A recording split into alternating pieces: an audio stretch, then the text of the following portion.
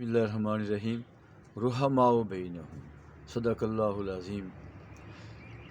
محترم سامعین، جتنے صحابہ کرام ہیں اور جتنے اہل بیت ہیں سارے آپس میں رحم دل ہیں اور کافروں کے مقابلے میں ساتھ ہیں۔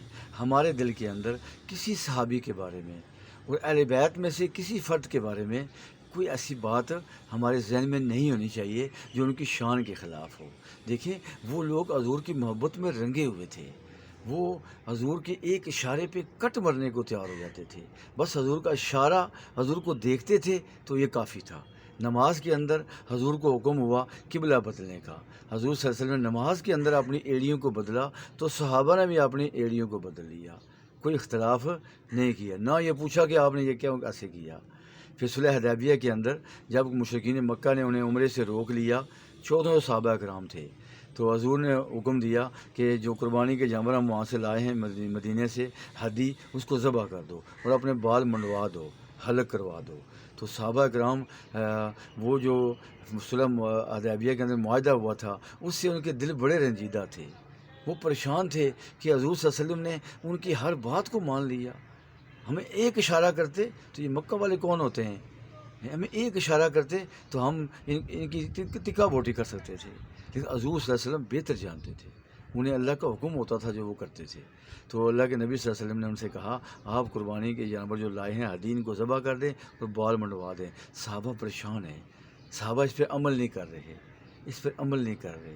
حضرت ام سلمہ رضی اللہ تعالیٰ عنہا نے پیارے آقا علیہ السلام کو مشورہ دیا کہ آپ خود پہلے ہدی کو ذبح کریں اور اپنے بال منڈوائیں، پھر دیکھیں یہ آپ کے اشارے پہ کیسے کٹ مرتے ہیں۔ تو پیارے آقا علیہ السلام نے وہاں پہ اپنا جو جانور ساتھ لائے تھے وہ ذبح کیے، اپنے بال ترشوائے۔ جو ہی بال آپ نے ترشوائے، صحابہ نے اپنے اپنے جانوروں کو ذبح کر دیا اور اپنے اپنے بالوں کو منڈوا دیا۔ پھر انہوں نے آگے سے کوئی بات نہیں کی کہ آپ نے یہ کیا کیا، ایک اشارے پہ کٹ مرنے کو تیار تھے۔ اب حضور نے فرمایا کہ اپنے جانور ذبح کرو، اپنے بال تراش دو، تو صحابہ کے دل میں ایک محبت کا جذبہ تھا کہ حضور صلی اللہ علیہ وسلم سے ایک پیار کا جذبہ تھا کہ جتنی یہ ہماری صلح حدیبیہ ہوئی ہے، یہ معاہدہ ہوا ہے، یہ دب کے ہوا ہے کہ انہوں نے کہا کہ جو ہمارا بندہ مکہ سے مدینہ جائے گا تم واپس کرو گے، ہم واپس نہیں کریں گے۔ تو اس سال آپ عمرہ نہیں کریں گے، اگلے سال آپ عمرہ آئیں، اور پھر تلواریں ساتھ نہ ہوں۔ عجیب عجیب باتیں تھیں وہاں پہ، لیکن اللہ کے نبی صلی اللہ علیہ وسلم کی آنکھ کچھ اور دیکھتی تھی، چونکہ آپ اپنی طرف سے نہیں بولتے تھے، جو کچھ بولتے تھے وہ آسمان سے وہی ہوتی تھی۔ پیارے آقا علیہ السلام کا ہر کام، قول، فعل، امر وہ اللہ کی مرضی سے ہوتا ہے۔ نبی اسی لیے گناہوں سے معصوم ہوتے ہیں، ان کا ہر عمل جو ہے وہ اللہ کی منشا کے مطابق ہوتا ہے، وہ بہتر جانتے ہیں۔ تو اب صحابہ پہ ہم تنقید کریں گے، انہوں نے جناب حضور نے کہا جانور ذبح کرو، انہوں نے ذبح نہیں کیے، حضور نے کہا بال کٹواؤ، انہوں نے بال نہیں کٹوائے، تو ہم اس کے اعتراض کریں گے تو ہمارا تو اعتراض بنتا ہی نہیں ہے۔ پھر حضرت علی رضی اللہ تعالیٰ عنہ وہ اس تحریر کو لکھ رہے تھے، تو مکہ والے نے کیا کہا کہ آپ نے جو یہ لکھا ہے محمد رسول اللہ، اس کو کاٹ کے محمد بن عبداللہ لکھیں، اگر رسول اللہ لکھنا تھا تو ہمارا اختلاف کیا تھا۔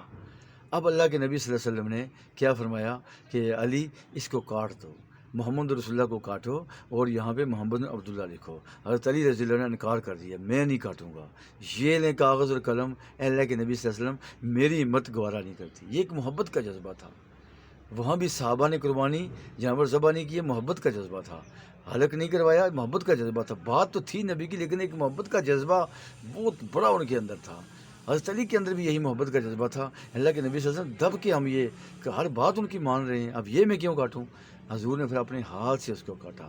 تو ہمیں حضرت علی کے بارے میں بھی شک شبہ نہیں ہونا چاہیے، اور ان صحابہ کے بارے میں بھی شک شبہ نہیں ہونا چاہیے جنہوں نے ہدی ذبح نہیں کی اور بال نہیں تراشے۔ لیکن ام سلمہ رضی اللہ عنہ نے حضور کو مشورہ دیا کہ آپ اپنی ہدی کو ذبح کریں، اپنے بال ترشوائیں، تو دیکھا اپنے سارے صحابہ جو ہیں ٹوٹ پڑے، جانور ذبح ہو رہے ہیں اور سر حلق ہو رہے ہیں، سر منڈوائے جا رہے ہیں۔ ایسے ہی پیارے آقا علیہ السلام جب آپ کا آخری وقت تھا تو وہاں صحابہ اہل بیت کا مجمع موجود تھا اور لوگ وہاں موجود تھے۔ حضور نے سارے مجمع والوں سے کہا کہ میرے لیے کاغذ اور قلم لاؤ، کاغذ اور قلم لاؤ، تاکہ میں تمہارے لیے کوئی تحریر لکھ دوں، تم میرے بعد گمراہ نہ ہو۔ تو یہاں پہ سارے مجمع والوں سے حضور نے فرمایا، حضرت عمر سے اکیلے نہیں فرمایا، حضرت عمر نے ایک مشورہ دیا وہاں پہ کہ اس وقت حضور پہ تکلیف کا عالم ہے، یہ ایک محبت کا جذبہ تھا جو وہ صلح حدیبیہ میں ہم نے دیکھا۔ تو اس وقت حضور پر تکلیف کا عالم ہے، ہمارے پاس قرآن موجود، اللہ کی کتاب موجود، ہم کیسے گمراہ ہوں گے؟ تو مزید ان کو کاغذ کے لکھیں گے تو تکلیف میں مزید پڑ جائیں گے۔ یہ ایک محبت کا جذبہ تھا۔ اس سے صحابہ کے اندر اختلاف رائے پیدا ہوا اور شور زیادہ ہو گیا، تو حضور نے کہا میرے پاس سے اٹھ جاؤ اور یہاں سے چلے جاؤ، یہاں شور و غل کرنا مناسب نہیں ہے۔ اتنی حضور کی بات ہے۔ تو ہم یہ کہیں گے حضرت عمر سے حضور نے قلم دعات مانگا، ہاں جی، انہوں نے کاغذ مانگا، حضرت عمر نے انکار کر دیا۔ ان سے کب مانگا تھا؟ حضرت عمر کے بارے میں ہم یہ کہہ رہے ہیں، ہاں جی، جو حضور کے سسر ہیں، ہم سوچ رہے تھے ان کے بعد حضور کے گھر والوں کے بارے میں۔ اللہ نے آپ کو جو سسرال دیے چن کے دیے، ہاں جی، جو ننیال دیے چن کے دیے، جو داماد دیے وہ چن کے دیے، جو ازواج دیں وہ چن کے دی، مکہ دیا تو چن کے دیا۔ پھر اللہ نے مجھے بنی کنانہ سے چنا، پھر بنی ہاشم سے چنا، عبد المطلب سے چنا، عبداللہ سے چنا، قریش سے چنا۔ اللہ کے نبی صلی اللہ علیہ وسلم کے خاندان کے بارے میں ہم ایسی باتیں دیکھیے، یہاں تو حضرت عمر کا نام نہیں حضور نے لیا، انہوں نے ایک مشورہ دیا تو مشورے کے اندر اختلاف ہو گیا، سب نے شور کیا، اختلاف سب کا ہوتا ہے۔ تو ہم کسی صحابی کے بارے میں ادنا گستاخی کا بھی ہم شائبہ نہیں کر سکتے، ورنہ ہمارا ایمان ضائع ہو جائے گا۔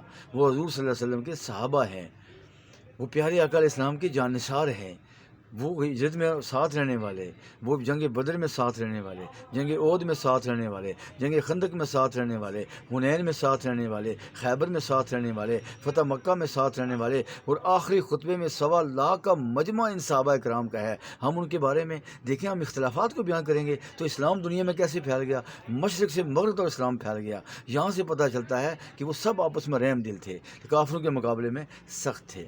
تو ہمیں ان اختلافات میں نہیں پڑنا چاہیے، اہل بیت سے بھی محبت کریں اور صحابہ سے بھی محبت کریں، تب ہمارا ایمان مکمل ہوگا، کیونکہ قرآن پاک میں صحابہ کے بھی تذکرے ہیں اور اہل بیت کے بھی تذکرے ہیں۔ اللہ نے دونوں کی شانوں کو بیان کیا۔ پیارے آقا علیہ السلام کی بے شمار حدیثیں ہیں، متعدد حدیثیں ہیں، جن میں صحابہ کے فضائل بھی ہیں اور اہل بیت کے فضائل بھی ہیں، ہم یہ تصور بھی نہیں کر سکتے۔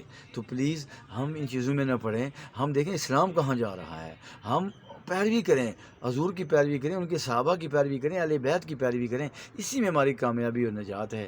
فی امان اللہ۔ السلام علیکم ورحمۃ اللہ وبرکاتہ۔